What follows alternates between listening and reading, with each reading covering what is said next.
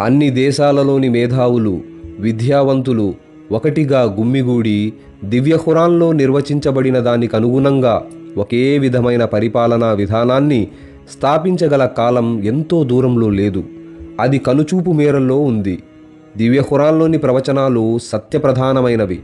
అవి మనిషి జీవితాన్ని సత్యపదంలో, ఉన్నత పదంలో నడిపించగల శక్తి కలిగి ఉన్నాయి. ఈ కారణం చేతనే భగవంతునిచే పంపబడినటువంటి దివ్యదూత అయిన ముహమ్మద్ ప్రవక్త సల్లల్లాహు అలైహి వసల్లం ఔన్నత్యము, పవిత్ర గ్రంథమైన ఖురాన్ ఔన్నత్యము, అవి పొందుతున్న అపూర్వ స్థానము, గౌరవము వీటి ఎదుట నేను శిరసావహిస్తున్నాను అన్నారు నెపోలియన్ బోనాపార్టే.